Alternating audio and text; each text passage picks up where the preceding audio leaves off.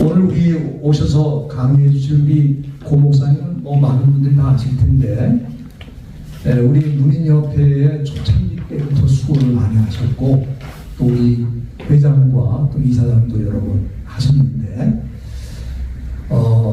이분은 시인이면서 문학평론가입니다.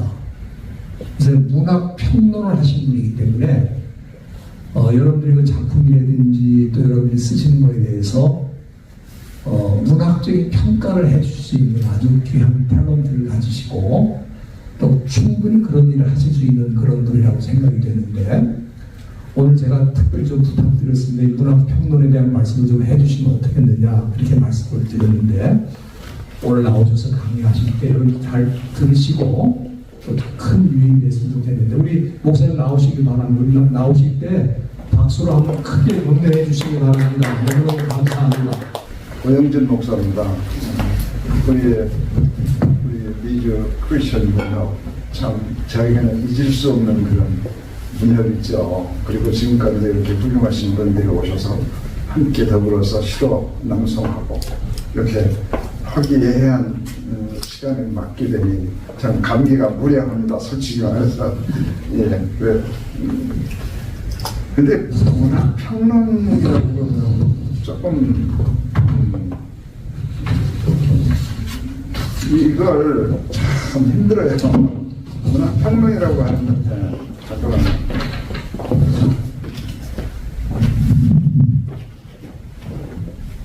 사실 평론하면은 제 목소리가 평론은 어떤 작가가 작품을 썼거든요. 작품을 썼는데 평론가는 무슨 일을 하느냐면은 이 작품을 읽고 이 작품이 어떤 내용으로 쓰여 있으며 무엇을 위하여 쓰여 있는가, 또 이 작품은 그 사회에 어떤 영향을 끼치는가, 이걸 말해주는 사람들이 평론가예요. 어찌 보면은 평론가들은 좀 무섭다고 할 수가 있어요. 아니 그런데요, 지금 시작하기 전에 임창국 장로님 여기 한번 오셨는데요. 저 시인이세요. 예, 그래서 우리, 특별히 한번 등단하신 우리 등단하셨 지난번 청보에서 여기 오셨다고요. 등단은 시인이시죠. 예, 감사합니다. 예. 그래서 근데 평론은 쓰기가 조금 좀 힘들어요. 왜 힘드냐? 남의 작품을 자기가 소화해서 그것을 또 다른 사람들에게 전달해야 되기 때문에 힘들어요. 그리고 문학평론이라고 제가 평론으로 등단을 하기 때문에 지금 우리 목사님께서 저를 추천하신 것 같은데, 평론을 하기 위해서는 어떤 작품을 완전히 속독을 해가지고 자기 것으로 만들어야 돼요. 만들어서 그것을 많은 사람들이 이 작품은 어떠한 유익함을 우리에게 준다. 이 작품의 내용은 이러이러한 것이다. 이 작품을 통해서 이 사회가 밝아질 것이다. 이런 식으로 해서 발표를 하는 거죠. 그래서 조금 힘듭니다. 힘들고. 그러나 글쓰기 훈련이 되어 있는 사람은 다른 사람이 쓴 글을 읽고 평가도 할 수 있습니다. 평가를 한다는 것은 참 힘든 일이지만은 평가를 할 수 있습니다. 그리고 평론이라는 것은 어떤 비평하는 것이 아닙니다. 작가가, 그러니까 이 평론을 쓰는 작가가, 평론을 쓰는 다른 사람이 써놓은 글을 이 평론가가 읽고 또 읽고, 그래서 그 속에 들어있는 모든 그 아름다운 이야기들을 꺼내서 다른 사람들에게 다시 전달해주는 역할을 하는 것이 평론가잖아요. 평론가. 그래서 논문을 분석하고 비평할 때에 크게 4가지 질문이 필요하다고 생각합니다. 첫째는 이 작품이 말하려고 하는 것은 한마디로 무엇인가? 무슨 말인가? 뭘 얘기하고 있는 것인가? 또 그것을 어떻게 증명했는가? 그 증명 과정은 옳은가? 그 결과 이 작품이 이 분야에 어떠한 영향을 끼쳤는가, 그것까지를 이제 발표를 해야 돼요. 예. 그래서 조금 까다롭죠. 예. 그래서 서평, 평론 뭐 여러 가지로 말하는데요. 서평이라고 저는 책을 평론한다. 그러니까 서평이라고 이렇게 말하는데요. 세 가지 과정을 거치는데 해석이 이제 제일 중요합니다. 해석, 그 다음에 분석, 비판이 그것입니다. 해석은 작품 전체를 이해해서 그 작품이 말하려고 하는 것을 말하려고 하는 것을 답하는 것입니다. 예. 해석은 인터프리테이션이라고 말하는데, 인터프리테이션뿐만이 아니라 아날리시스까지, 이거 뭐 영어로 하면 좀 그런데, 그렇죠? 인터프리테이션, 해석하고 분석하고 비평까지를 포함해서 이 작품을 써내야 합니다. 아날리시스를 해야 됩니다. 그래서 그 책의 저자, 그러니까 책의 저자가 자기가 말하려고 하는 것을 이 평론가가 받아가지고 그것을 어떻게 증명해내가는가, 어려운 과정이죠. 그 책의 저자는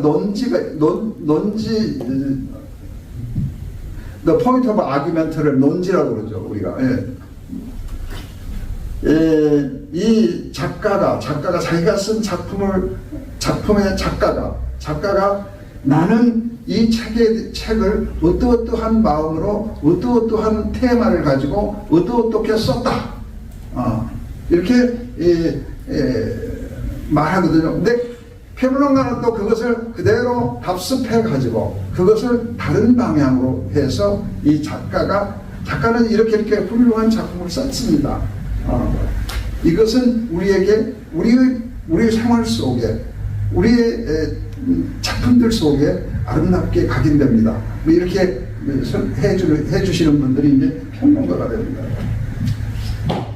그래서 연구자가 자기 글을 쓸 때 그 구성 방법에, 또 그 작품을 비평을, 그 작품을 평가해서 그 작품이 목적하는 바를 얼마나 효과적으로 썼는지 설명하는 것입니다. 증명 과정과 타당성, 그 분야에 무엇을 어떻게 얼마나 공헌해냈는가, 그 작품이 얼마나 공헌해냈는가를 설명하는 것입니다. 하나의 작품을 놓고 제가 말씀 하나 드리려면, 제가 좋아하는 사람은 도스토옙스키입니다. 도스토옙스키의 작품 중에서 죄와 벌도 유명하고 많은 작품들이 있습니다. 제가 가장 주목했던 분야는 백시라고 하는 작품이 있습니다. 백시. 제가 백시라는 책을 선택해서 평론을 했는데 그게 당선이 돼서 평론가가 된 겁니다. 사실은 저는 평론가가 될 생각도 없었어요. 그런 일이 있었어요. 그래서 그러니까 다시 이제 설명을 한번 해드리자면은, 이 서평은, 그러니까 평론은 세 가지 과정을 거치는데, 하나는 해석입니다. 작품의 해석, interpretation, 작품의 해석. 그 다음에 분석을 해야 됩니다. 아날리시스를 잘 해야 됩니다. 그 다음에 evaluation, 비평을 잘 해야 돼요. evaluation. 그러니까 작품을 평가해서 그 작품에 목적하는 바를 얼마나 효과적으로 썼는지 설명하는 것으로, 증명 과정과 타당성과 또 그 분야에 무엇을 어떻게 얼마나 공헌했는가, 거기에 답하는 것이 평론입니다. 어떻습니까? 좀 어렵습니까? 아니, 솔직히 말씀해 주세요. 좀 어렵습니다. 질문이 있으면 조금 질문하십시오. 선생님, 마지막 첫 번째가 interpretation and secondly analyze, analysis 해야 되는데, 세 번째 뭐라 하셨어요? interpretation, 해석이라는 말이 interpretation인데, 네. 영어로는 해석이에요. 해석. 연구자는 그래서 첫 번째 단계에서 그 작품을 어떻게 이해했는지 말해야 됩니다. 그게 굉장히 중요하더라고요. 굉장히 중요해요. 왜냐하면 이 작가가 작품을 썼는데 도스토옙스키가 작품을 썼는데 제가 그것을 얘기를 해야 돼요. 그것을 어떻게 비평을 해야 돼요 지금. 그리고 이 작품은 어떤 많은 사람들에게 어떤 감격을 주고 감동을 주고 어떤 이익을 주었는가 그걸 또 붙잡아내야 되거든요. 그래서 그게 이제 좀 복잡한 겁니다. 그래서 그 다음에 understanding이라고 하는 understanding이라는 말이 있는데요. understanding이 여러분 뭡니까? 이해하는 것이죠, 그죠? 근데 작품 속에서 이해를 하려면 어떻게 해야 될까요? 작품을 쓴 작가가 똑같은 과정을 겪어 나가야 돼요. 그래야만이 그 작품을 정확하게 해석해 줄 수가 있거든요. 그 해석이 굉장히 중요합니다.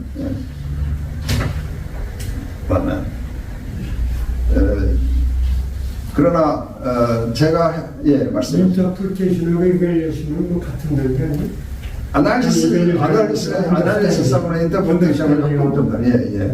거의 또 비슷한 말이죠.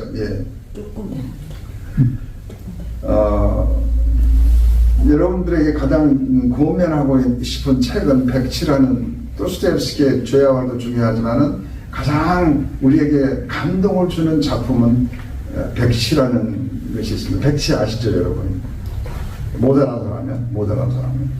근데 그 속에 보면은 그 백치의 주인공은 정말 아름다운 인품을 가졌어요. 얼마나 아름다운 인품을 가졌는지 모르는데 많은 사람들은 그 사람을 놀려요. 반푼이다, 백치다 이렇게 놀리는데 이 사람은 예수 그리스도와 똑같이 닮았어요. 백치라는 사람. 그래서 여러분도 한번 그 책을 읽으시고 좋은 작품을 써낼 수 있으면 참 좋겠다 그런 생각을 합니다. 우선은 작품 해석을 하는 것이 가장 중요하다. 해석이라는 것이 굉장히 중요하다. 여러분이 그걸 좀 이제 평론을 하시려고 피를 드시는 분이면 작가가 써놓은 작품을 해석을 해야 돼요. 작가가 쓴 거하고 내가 한 거하고 달라야 되겠죠, 그죠? 많이 달라야 되겠죠, 그죠? 그래서 거기가 우리가 그 책을 읽고 어떻게 이해를 했고 나는 어떤 방향으로 다시 이 평론을 할 것인가에 대해서 많은 생각을 하셔야 되리라고 생각합니다. 제가 좋아하는 이 글을 쓰면서 제가 적어놓은 것이 있는데 그걸 내가 좀 읽어드리겠습니다. 고대로부터 인간은 성경이나 위대한 작품들의 본문에 대한 적합한 해석의 기준을 세우려고 노력했다. 또한 본문 해석의 기준은 무엇이고 누가 그런 기준을 정당화할 수 있는 권위와 자격을 가졌는가 하는 따위의 질문을 해왔다. 안디옥 학파의 문자적인 해석이 있었고 알렉산드리아 학파의 풍유적 해석이 있었고 유대 공동체 미드라시 해석이 있었고 해석 루터의 문자와 영의 원리 그 다음에 개신교 정통주의 신학의 공시적인 본문 이해 싱크로닉이라고 말하더라고요. 공시적인 본문 이해가 있어요. 그 다음에 여기에 맞서서 문법적 역사적 의미를 강조하는 J.S. 샌너의 통시적 디아크로닉이라고 하는 그 방법으로 공개적으로 작품을 분석해서 기술하는 것이 이제 디아크로닉 독해라고 이렇게 말씀드리고 있겠습니다.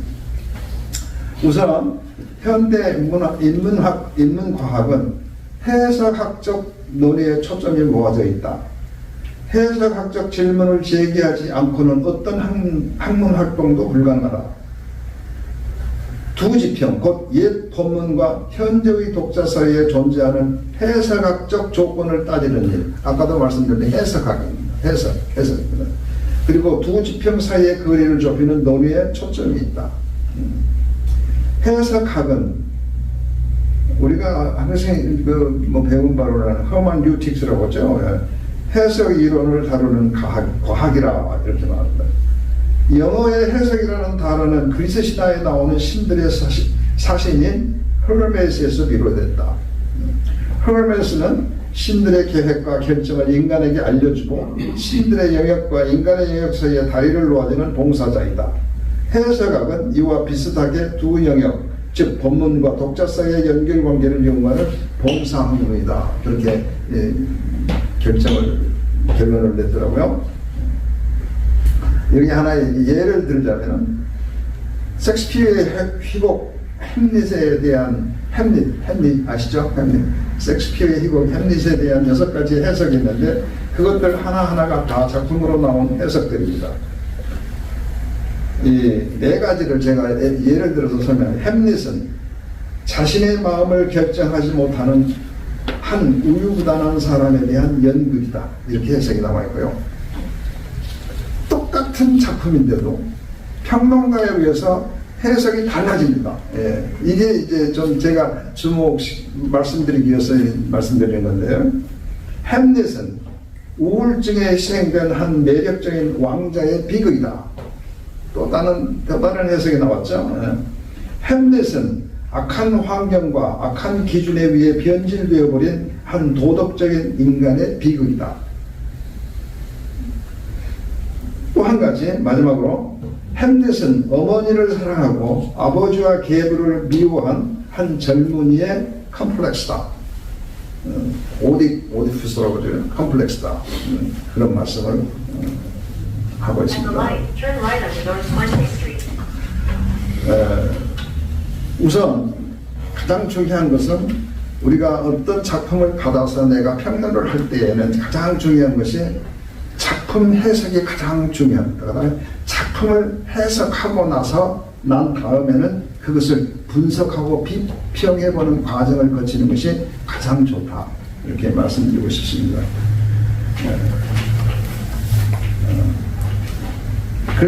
저는 글쓰기는 음식 요리하고 똑같다고 생각합니다. 음식을 요리하는 것과 똑같다고 생각합니다. 글쓰기는.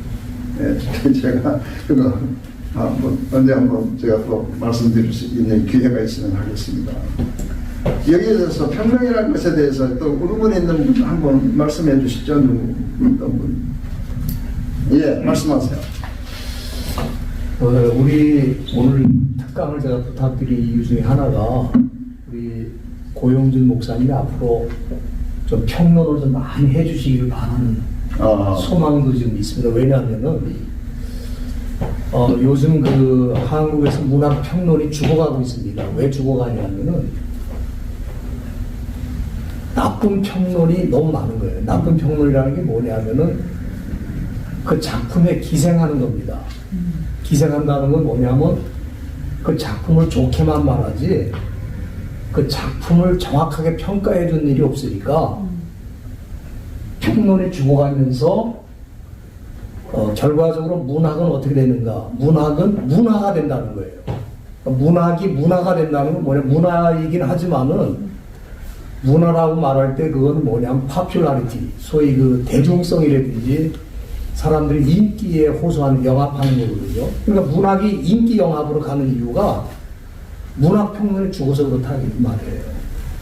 그래서 우리 협회도 작품들을 해마다 많이 나오는데 이 작품에 대한 냉철한 평가가, 그래서 우리가 감상평을 오늘 우리 송 목사님 해주셨지만 감상평이 사실 문학평론의 한 부분인데 문학평론을 많이 해주셔서 우리 사이에서도 평론이 있어야 발전이 있는 건데 평론이 없으니까 발전이 하나도 없고 습작만 있고 대작이 안 나오는 겁니다. 그래서 우리가 예를 들어 시민문학상 수상자로 우리가 저기 할 때 당선자가 없을 수도 있는 거예요. 그 해에. 왜냐하면 아무도 당선 수준에 들어가는 게 없는 거예요. 그러면 냉철하게 당선자가 없다. 뭐 장려상 정도는 줄 수 있지만은 이렇게 해서 발전을 해가야 되는데 경력만 너무 많으니까 소위 그 어려운 형편이 됐다 하는 말씀 제가 좀 드릴 이유가 우리 앞으로 고 목사님이 그 평을 많이 해주셔가지고 우리 모두가 좀 성숙해질 수 있도록 그렇게 좀 부탁드립니다. 예. 그런데 좀 좋은 말씀인데요. 제 스승 되시는 조신권 박사님이라는 분 계세요. 그분이 사실은 제 평론을 읽고 이제 참 본인 스스로의 말씀으로는 감동을 받아가지고 이런 사람도 있었느냐 하는 거 저를 이제 그렇게 해서 칭찬을 많이 받은 적이 있어요. 그런데 평론이 조금 하기가 힘들지만은 맛을 들이면 오히려 글 쓰는 사람보다 더 맛있게 이렇게 공부를 해 나갈 수가 있다. 저는 그런 생각도 해봤습니다. 예, 평론 말씀하세요. 예, 목사님은 이제 제가 지금 들어보니까 소설 평론을 하셨는 것 같은데, 그것으로 등단하신 것 같은데, 소설 평론하고 시 평론하고는 좀 다르지 않겠습니까? 장르가 다르니까요. 장르가 다르죠. 시하고 소설과는 장르가 좀 다르잖아요. 그러니까요. 완전히 다르죠. 다르지만은 하지만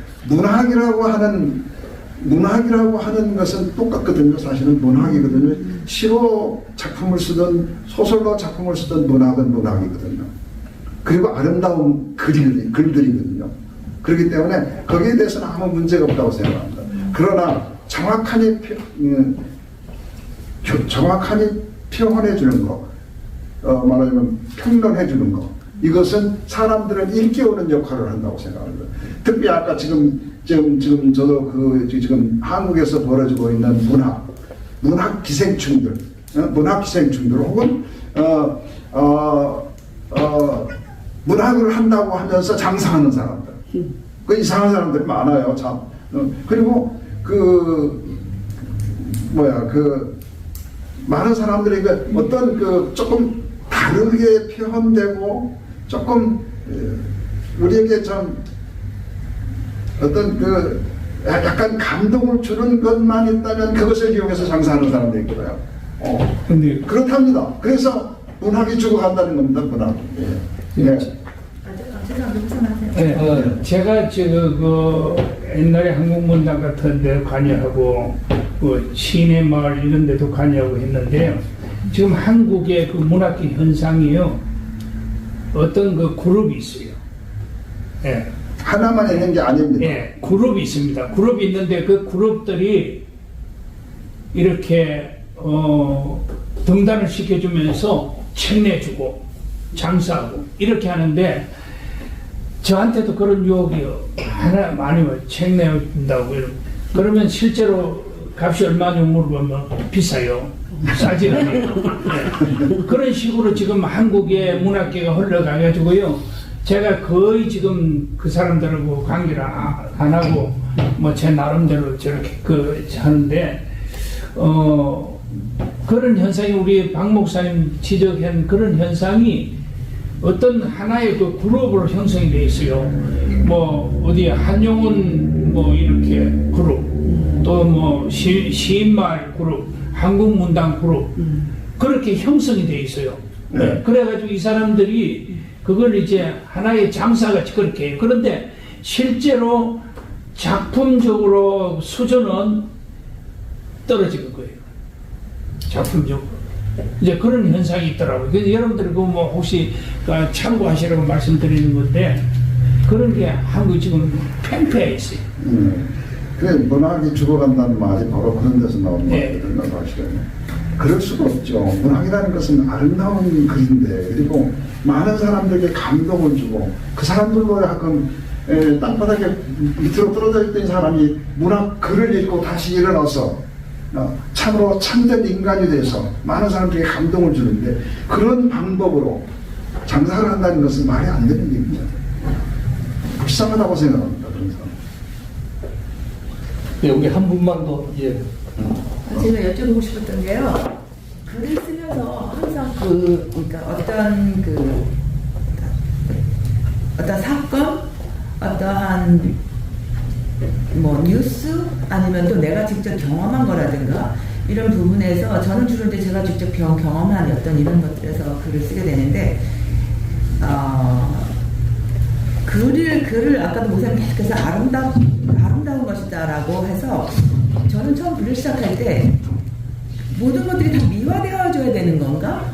이런 생각을 했다라는 거죠.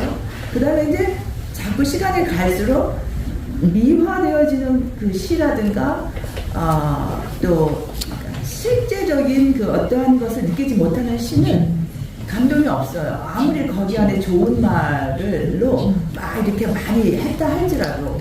그래서 그러니까 아까 평론 말씀하실 때 그 햄릿에 관한 그 내용을 다 평론가들이 다 다르게 이 평론이 나왔다 그랬잖아요. 그러니까 글을 쓰는 입장에서 내가 사람들에게 감동을 주려고 하는 어떠한 그런 그 노력을 가지고 글을 쓴다라면 어떤 면에서는 자꾸만 미화적으로 갈 수밖에 없는, 그래서 뭔가가 이렇게 그 사람들에게 마음을 터치할 수 있는 어떠한 단어들과 어떠한 상황들을 만들어내는 그런 것들을 자꾸 연습하게 된다는 거죠. 그렇다면 그거는 실제 내가 아닐 수 있다라는 생각을 저는 요즘 해요. 그러니까 정말 내 안에는 굉장히 네거티브한데 그 네거티브한 부분에서 다시 어떻게 긍정적인 것으로 이끌어갈 것인가라는 노력을 당연히 하는데 그래서 그 네거티브한 부분과 포지티브한 부분의 그런 어떠한 것을 평론가의 입장에서 볼 때 그런 부분들은 우리가 글 쓰는 사람들로서 어떻게 적절하게 다뤄가야 되는가 궁금합니다. 네, 뭐 거기에 대해서는 특별히 제가 대답할 말은 별로 없는 것 같습니다만, 우선 저는 도스토옙스키를 참 좋아합니다. 도스토옙스키를 많이 읽었어요. 이 도스토옙스키는 날마다 신문지를 들고 살았답니다. 그러니까 작가들이 어떤 작품을 쓰기 위해서는 테마를 또 내가 좀 얻어야 되고, 또 어떤 글을 읽다가 또 감동을 받은 그것에 대해서 써야 되고, 또는 뭐 다른 어떤 작품을 쓰기 위해서 상당히 많은 고생을 하시는데, 저는 어떤 그 뭔가를 돈 벌기 위해서 그렇게 한다는 사람들이 꽤 많은 것으로 알고 있는데, 난 그런 것은 문학이라는 장르에 넣고 싶지가 않아요. 그런 사람들. 왜냐하면 글을 쓰는 사람이 상당히 고생하거든요. 어떻습니까, 여러분은? 밤새도록 한 몇 줄 쓰고 말고 할 때가 많이 있잖아요, 여러분도. 예. 그래서 그런 글을 써서 냈을 때는 내 속에 들어있는 아름다운 감정이라든가 어떤 게 튀어나올 수가 있지만은 그 외에는 튀어나올 수가 없다고 생각합니다. 그리고 장사하는 사람들은 장사하라고 그러시죠. 뭐. 장사하라고. 하지만 제 생각에는 그래서 우리가 책 읽으셔야 돼요. 시인들 책 읽어야 돼요. 책 안 읽고 시 쓸 수 없어요. 말이 정말입니다. 근데 뭐 요즘 뭐 청소년 강간에도 그런 유행이 생기고 있다고 그러는데 몇 줄 써놓고 그것도 시라고 이렇게 평가받고 뭐 그건 아니라고 생각합니다. 시라고 하는 것은 참 문학 중에서도 가장 꽃이라고 말할 수 있는 것인데, 그래서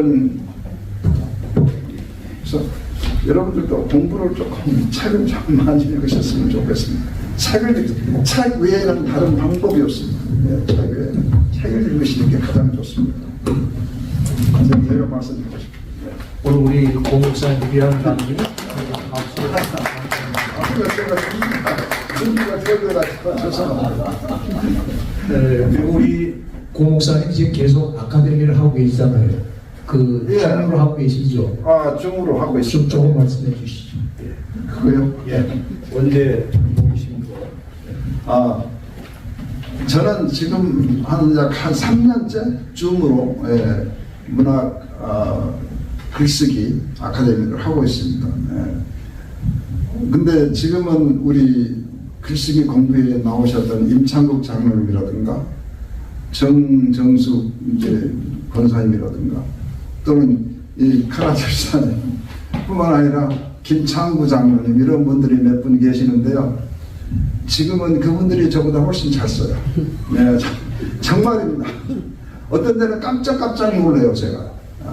저는 그저 한 줄 정도 평가하고, 한 줄도 평가 안 할 때가, 임장도인데 한 줄도 평가 안 할 때가 있죠. 그죠? 그럼에도 불구하고 우리의 분위기, 서로 얘기를 나누고 해서 거기에서 얻어지는 우리의 그 감동들, 이런 걸 잘 쓰셔요. 너무나도 잘 쓰셔요.